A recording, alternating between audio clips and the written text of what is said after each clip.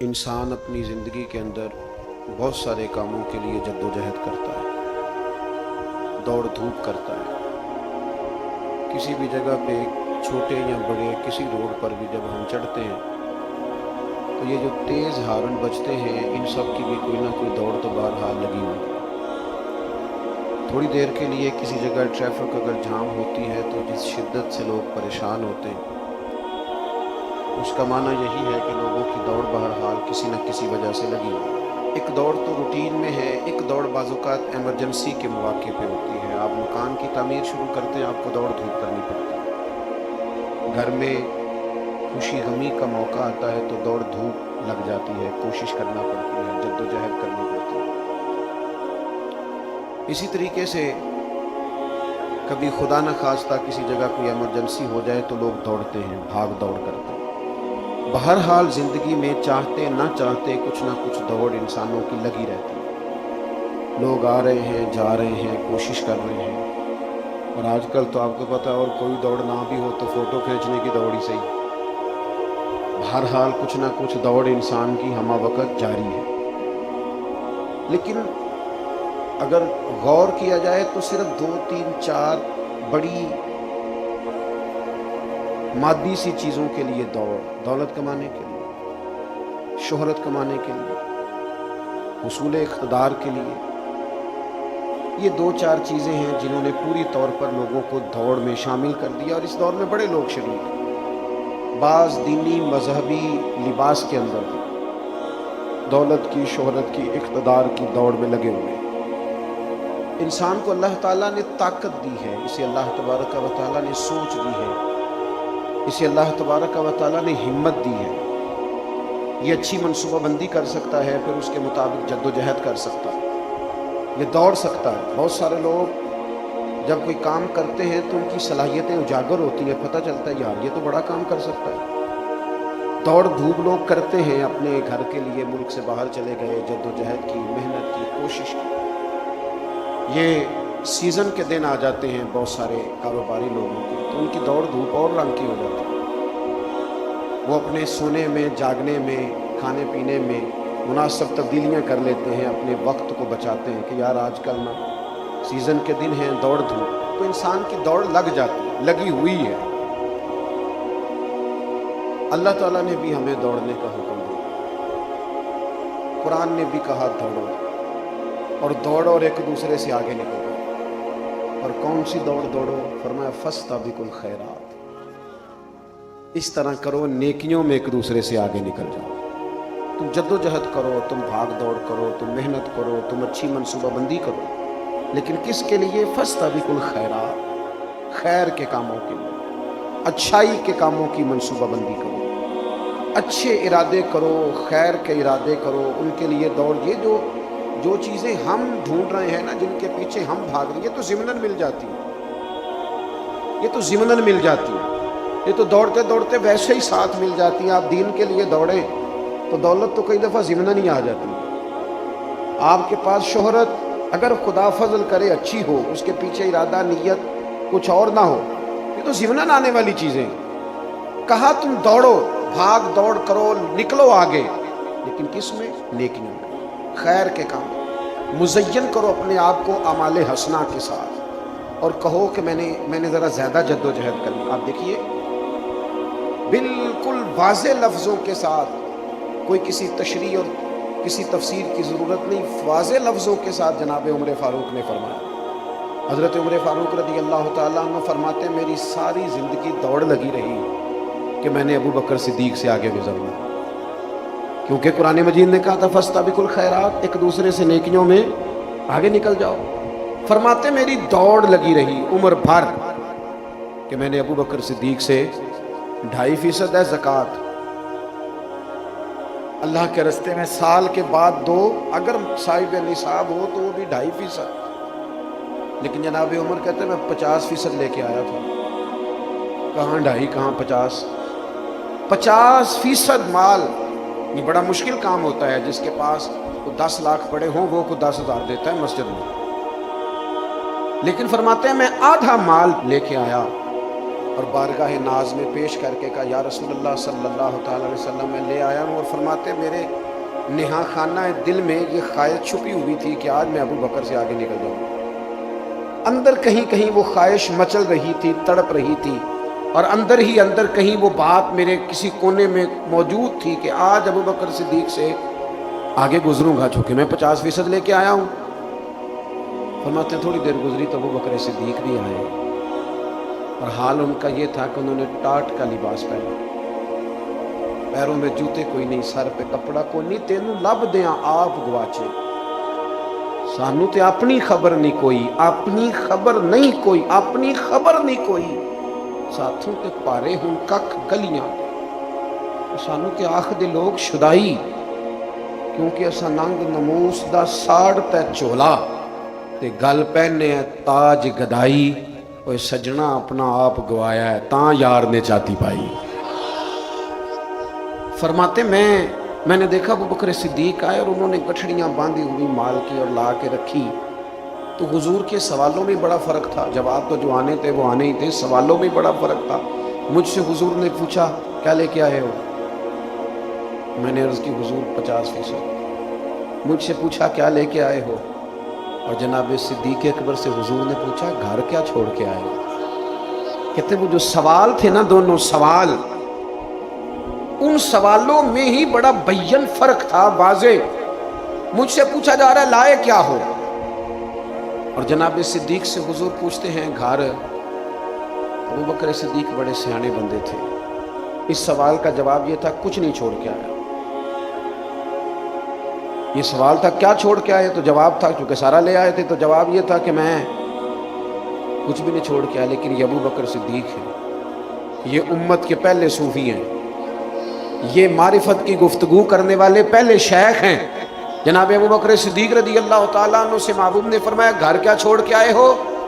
حضرت صدیق اکبر گویا کہنے لگے حضور گھر تو میں بھرا ہوا چھوڑ کے آیا ہوں۔ گھر کیا چھوڑ آئے ہو؟ عرض کی یا رسول اللہ گھر اللہ کو چھوڑ آیا ہوں، اللہ کا رسول چھوڑ آیا ہوں، اللہ رسول کا نام ہے نا میرے گھر میں، بھرا ہوا گھر چھوڑ کے آیا ہوں۔ ہم کوئی لاوارث لوگ ہیں کہ ہمارا گھر جو ہے وہ خالی ہو جائے؟ حضور بھرا ہوا ہے، رب رسول چھوڑ آیا ہوں گھر۔ آپ زندگی میں جد و جہد کریں، اور یار بھاگ دوڑ جو کرنی ہے، صبح وقت پہ جو اٹھنا ہی ہے، تو کس کے لیے؟ 4 پیسوں کے لیے۔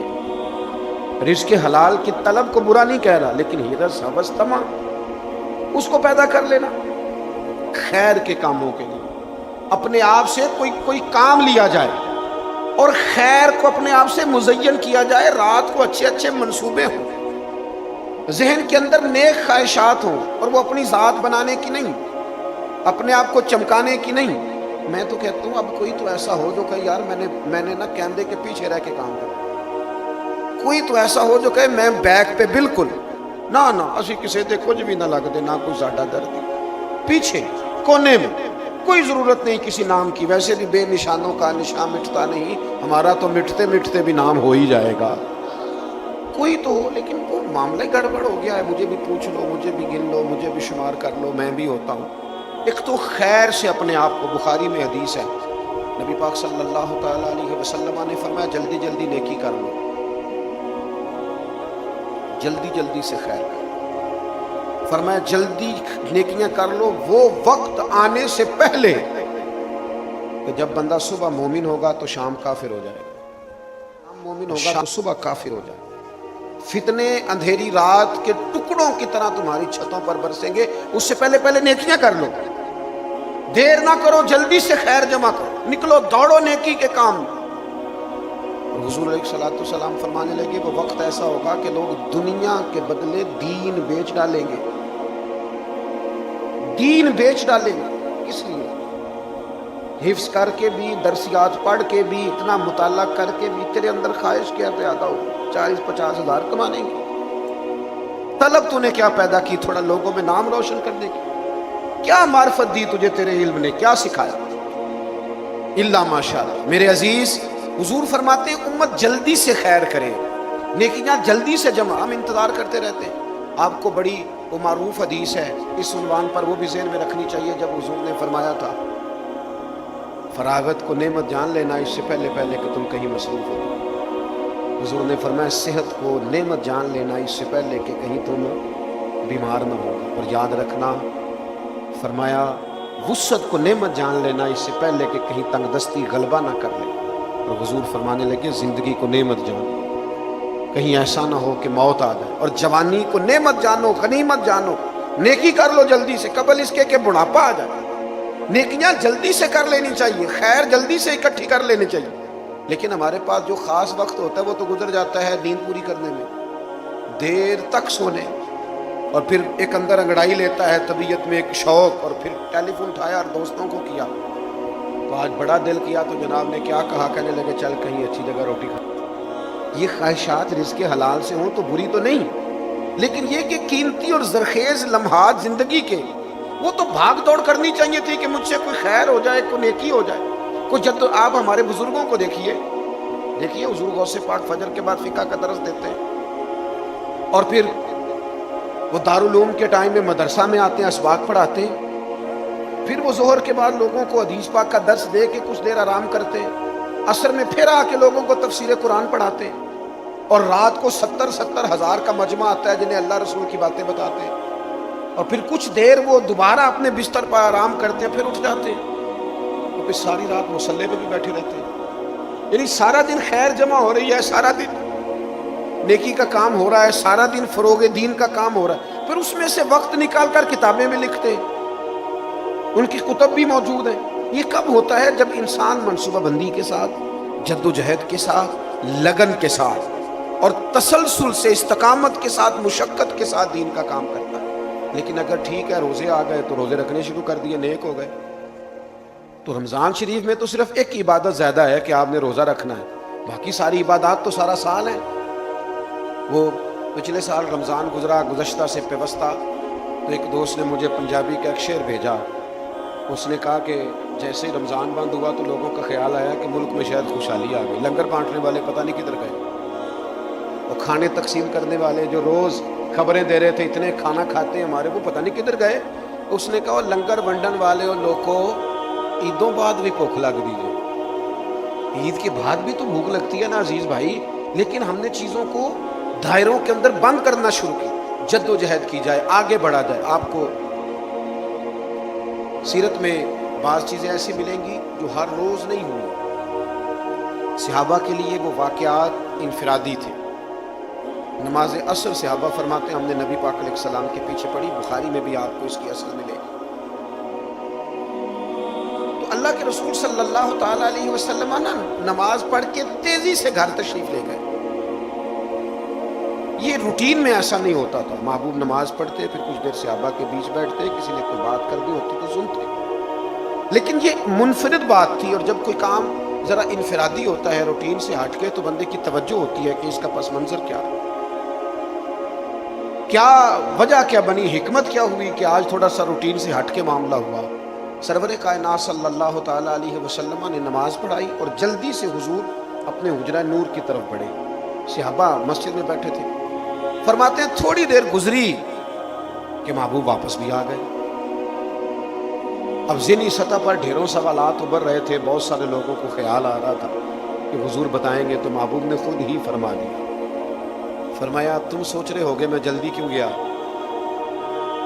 اور میں اتنی تیزی سے گھر پہلے روٹین میں نہیں جاتا, آج کیوں گیا یا رسول اللہ؟ بالکل ہماری ذہن میں یہ خیال اور یہ سوال بار بار آیا.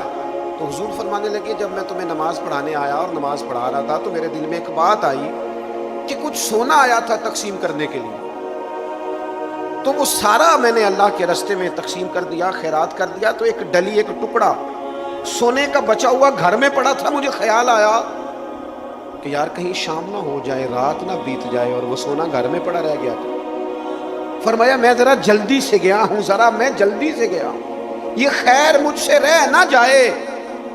رہ گئی ہم سے بڑی ساری خیر رہ گئی. ہاں بعد میں خیال آیا کہ یار پتہ ہی نہیں چلا ابا نے اتنی جلدی چلے جانا تھا. ہمیں بعد میں یاد آیا, لیکن ان کے تو رخصت ہونے کا ٹائم آ گیا. ہمیں بعد میں خیال, اماں کو اتنی جلدی جانا تھا. کاش تو وقت کو ضائع نہ کرتا, تیرے پاس موقع تھا, تو قدموں میں بیٹھتا, تو خدمت کرتا, تو کو ڈیوٹی کرتا.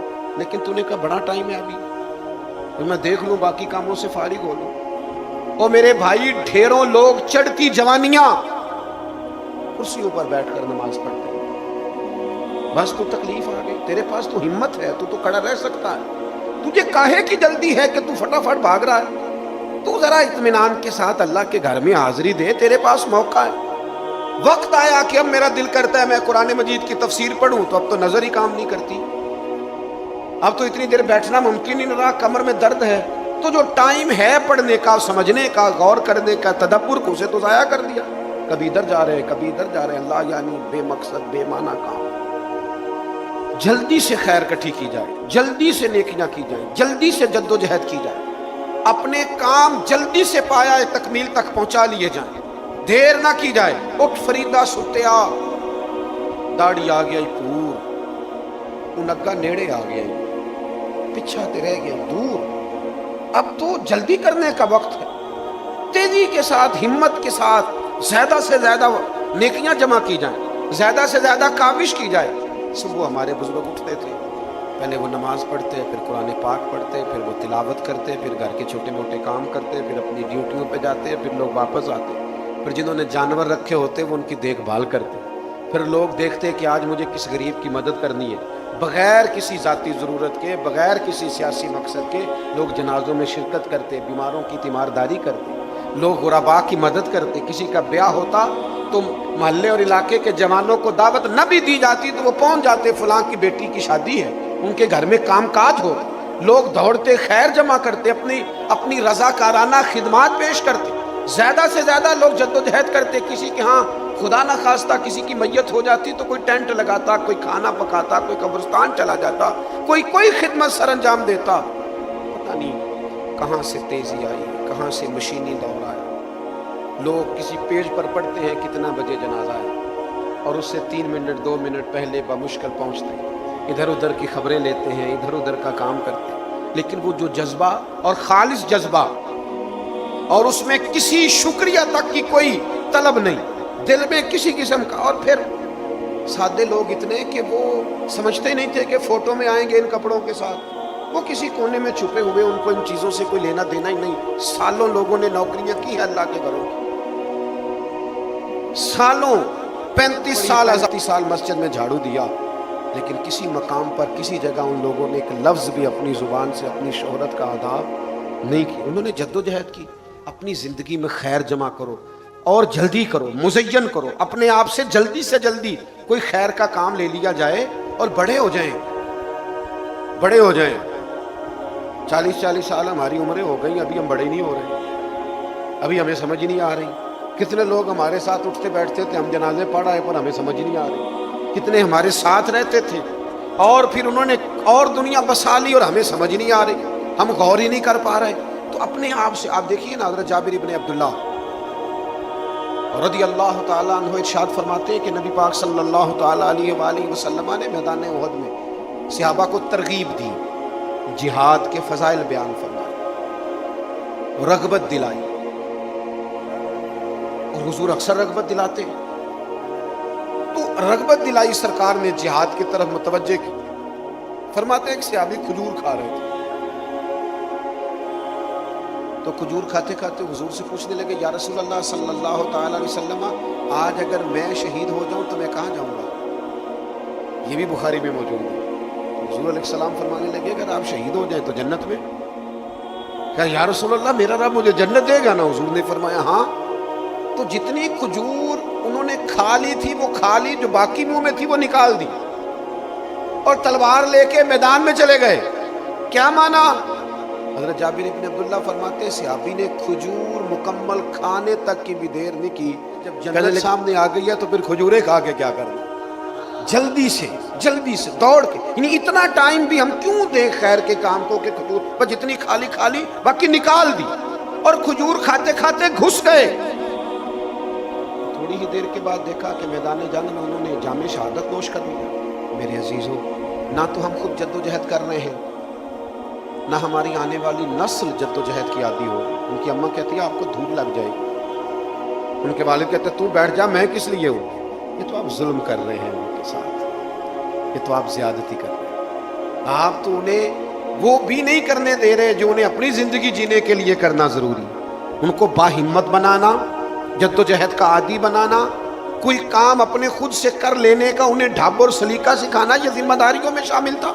لیکن بچوں کے اندر وہ جذبہ ہی نہیں ہے، تو موبائل لے کے جگہ ڈھونڈ رہے ہیں بیچارے، کوئی کونا ملے تو میں 1 گھنٹہ لیٹ جاؤں موبائل۔ وہ تو ڈھونڈتے پھر رہے ہیں کہ کہیں بس ہوا اچھی ملے اور نیٹ جو ہے میرا وہ تھوڑی دیر کے لیے بھی سلو نہ ہو، وہ پھر چلتا رہے کام سارا دن، ڈھونڈتے پھر رہے ہیں۔ اس طرح تو قومیں کاہل ہو جاتی، سست ہو جاتی، دست نگر ہو جاتی، دوسرے کے ہاتھوں کو دیکھتی، وہ سہارے تلاش کرتی، کمزور پڑ جاتی، وہ مزاج کے اندر وہ کوشش نہیں رہتی۔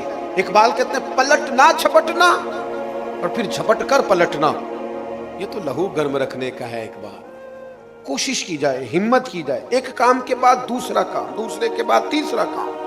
وقت فرصت ہے کہاں، کام ابھی باقی ہے، نور توحید کا اتمام ابھی باقی، بڑا کام کرنے والا ہے، بہت ساری ڈیوٹیاں ذمہ داریاں پوری کرنے والے۔ میرے عزیز، دوڑ کر کوشش کر جلدی سے جلدی اپنی زندگی کو مزین اور آراستہ کیا جائے نیکی سے۔ ایک بات میں نے آپ کی خدمت میں اسی سے متصل اور بھی کروں، میں آپ سے عرض کروں، اسلام نے نیکی کا مفہوم بڑا وسیع کر دیا ہے۔ اپنے ہی گھر والوں کو رزق حلال کما کے کھلانا بھی نیکی ہے، یہ بھی نیکی ہے۔ اسلام نے اس کا دامن وسیع کر دیا ہے۔ کسی کا جنازہ پڑھنا ایک قرات کے برابر اجر بیان کیا نبی پاک علیہ السلام، اور حضور نے فرمایا تو صرف تیمارداری کر کے آیا ہے، بیمار کی بیمار پرسی، لیکن جب بھی کسی بندے سے معاملہ کرنا ہے بیچ میں اللہ کی ذات کو رکھنا، رشتہ دار سمجھ کے نہیں جانا، سیاسی معاملہ سمجھ کے نہیں جانا، رضائے الہی کے لیے جانا۔ کریم محبوب علیہ السلام فرمانے لگے جب تو تیمارداری کر کے آتا ہے تو یوں سمجھ لے اللہ کی رحمت کا دریا بہ رہا تھا، تو غوطہ لگا کے آیا۔ نیکی کے دامن کو وسیع کر دیا، مفہوم میں وسعت پیدا کر دی۔ خیر کا کام چھوٹے سے چھوٹا بھی ہو تو اسے نہ چھوڑ۔ حضور علیہ السلام نے فرمایا تو کچھ نہیں نہ کر سکتا، تو جب تیرا بھائی تجھ سے ملاقات کرے تو مسکرا کے ملاقات ہی کر لیا کر۔ آج کل یہ بھی نہیں کرتے لوگ، مسکرا کے ملاقات بھی، لہجہ نہیں ہے خیر جمع کرنے کا۔ مزاجوں میں تیزی سے شکوہ آیا، تیزی سے یہ جو شکوہ ہوتا ہے نا، شکایت، یہ بے چینی پیدا کرتا ہے۔ آپ جتنے زیادہ شکوے کرتے ہیں طبیعت اتنی زیادہ بے چینی، یار آج کل کام کوئی نہیں، لوگ پیسے ہی نہیں دیتے، بددیانتی بڑی ہو گئی ہے، بات ہی بڑے خراب ہے، قرآن کچھ نہیں کرتے، مولوی صحیح بات ہی نہیں بتاتے، فلانا بندہ فلانی جگہ چلا گیا، اتنے شکوے۔ وہ شکووں کا نتیجہ کیا نکلتا ہے؟ لگتا ہے غیر مطمئن ہو جاتا ہے۔ آپ یقین کریں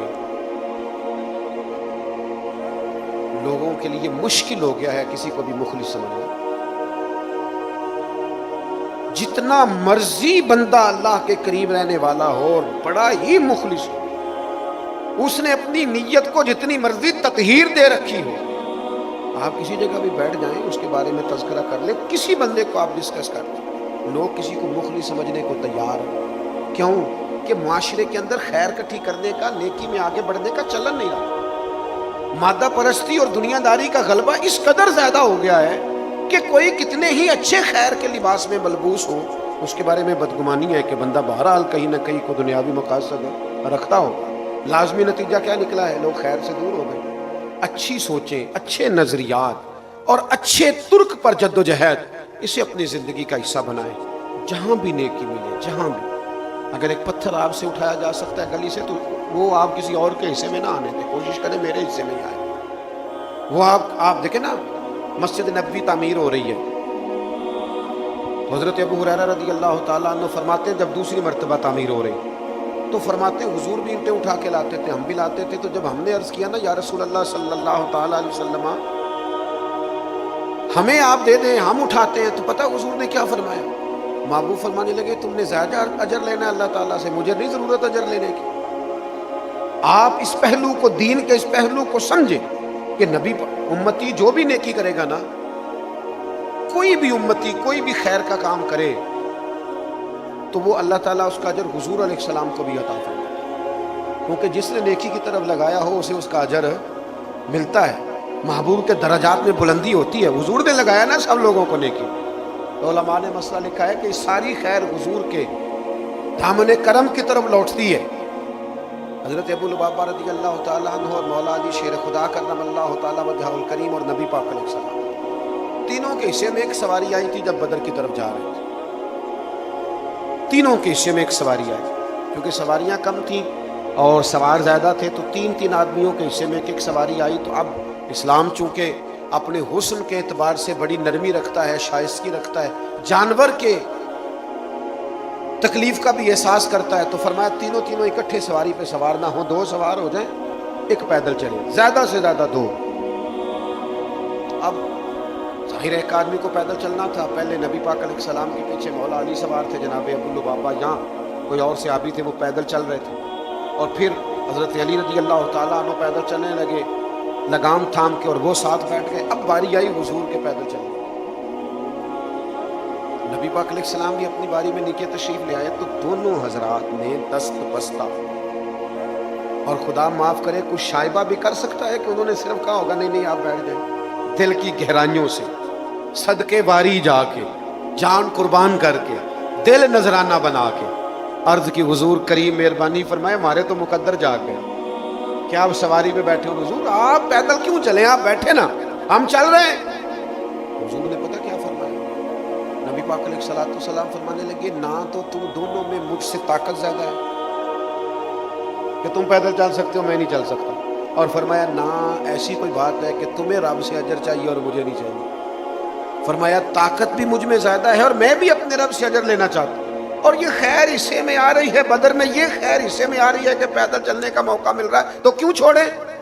ایک جنگ دین کی سربلندی کے لیے جدوجہد، اور پھر اس پر یہ کہ کفر کا سر توڑنے کا جذبہ اور حق کے واضح کرنے کا موقع، ان ساری نعمتوں کے ساتھ ساتھ اگر پیدل چلنے کا بھی تھوڑا موقع مل جائے تو اور خیرات آئے گی۔ تو فرمایا اس خیر کو بھی چھوڑنا، جو بھی خیر کا کام ہاتھ میں آئے اسے چھوڑا، ہم نہ نیکیوں کے معاملے میں اس طرح کا جذبہ نہیں پیدا کر پا رہے اپنے دلوں کے، خیر کے کاموں میں اس طرح کا جذبہ، میں آپ کو صحیح بتاتا ہوں، میں دعوے سے کہتا ہوں کہ اگر خیر کا وہ جذبہ ہمیں نصیب ہو جائے نا جو رسول پاک علیہ السلام نے اپنے فیضان کرم سے ہمیں عطا فرمایا ہے، اتنے زیادہ بھوکے نہیں ہوتے شہر میں جتنے کہ اللہ تعالیٰ نے لوگوں کو وسعت دی ہوتی۔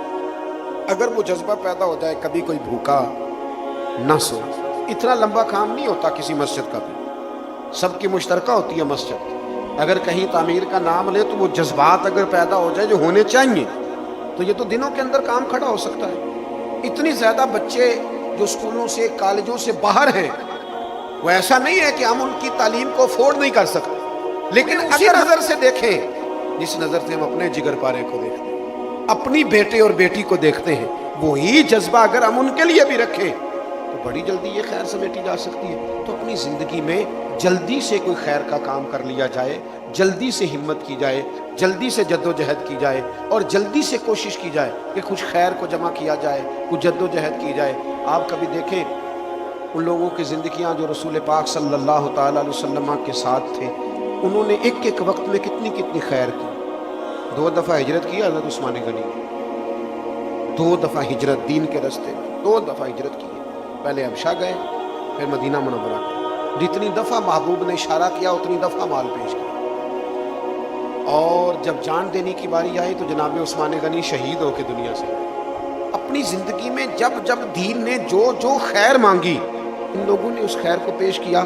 حضرت عمر بن جموع رضی اللہ تعالیٰ عنہ اپنے 4 بیٹے لے کے آئے تھے احد والے دن، 4 بیٹے، چاروں بیٹے جب پیش کر دیے تو خود بھی وہ تھوڑا سا ایک پاؤں میں مسئلہ تھا تو ذرا لنگڑا کے چلتے تھے، تو چاروں بیٹے لے کے حضور کی بارگاہ میں حاضر ہیں، تو بعد میں خود بھی جنگ کا لباس پہن کے آ گئے، تو اللہ کے رسول علیہ السلام نے فرمایا آپ کے تو 4 بیٹے آ گئے تو آپ بھی چلیں گے؟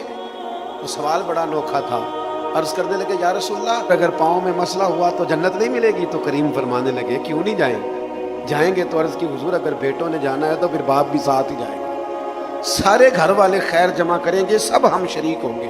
تو اپنا ذہن اس طرح کا بنائیں کہ میں نے اپنی زندگی میں خیر جمع کرنی۔ میں ایسے عرض کروں گھر میں بھی ذرا خود اپنی ذات کے لیے سہولیات لینی چھوڑیں، گھر والوں کو سہولیات دینی شروع کریں۔ آپ تھوڑی دیر کے لیے نا اپنے آرام کو، اپنی سوچوں کو تھوڑی دیر کے لیے کم کریں۔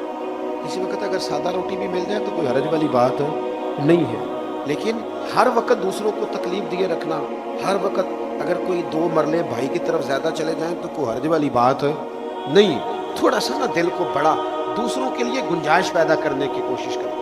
ہم نا عجیب حریص ہو گئے ہیں اپنی ذات کے حوالے سے، ہر وقت اپنے لیے آسانیاں ڈھونڈتے ہیں، اپنی طرف چیزوں کو کھینچتے ہیں۔ اس کا نتیجہ یہ نکلتا ہے کہ زندگی آہستہ آہستہ مادہ پرستی کی طرف مائل ہو جاتی ہے۔ لازمی نتیجہ یہ نکلتا ہے کہ کل کو ہمارے بچوں کا حال ہم سے بھی کہیں زیادہ خدا نہ خواستہ سخت نہ ہو۔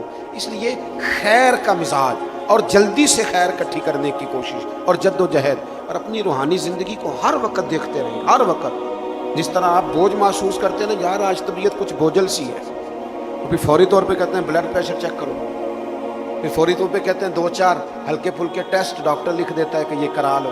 اپنی روحانی زندگی کو بھی ملاحظہ کریں، محسوس کریں، اپنے دل سے پوچھیں کہیں ہرس کے پھندے میں تو نہیں الجھ گیا، کہیں ہر وقت باتیں کرنے کا مزہ تو نہیں سے لگ گیا، کہیں اپنی ذات کے چنگل میں تو نہیں الجھ گیا، سجدے کی لذت کا کیا بنا، یہ کہیں فقط اپنے لیے ہی تو سوچنے نہیں لگ گیا، ہرس، ہوس، طمع، خیانت، بددیانتی، کہیں یہ ساری چیزیں لاگو تو نہیں ہو گئیں۔ کتنے کتنے دن گزر گئے، تہجد کی نماز کے لیے اٹھ نہیں سکے، کتنا کتنا وقت بیت گیا، رونا نہیں آیا اللہ کی یاد، کتنے کتنے دن گزر گئے، درود و سلام مذائقے سے نہیں پڑھ سکے۔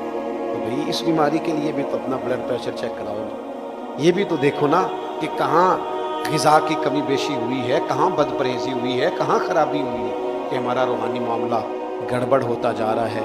جلدی سے نیکی کی طرف بڑھیں، اپنے آپ کو خیر سے مزین کریں، وقت کا انتظار نہ کریں، جلدی کوشش کریں کہ ہم سے کوئی خیر کا کام ہو جائے۔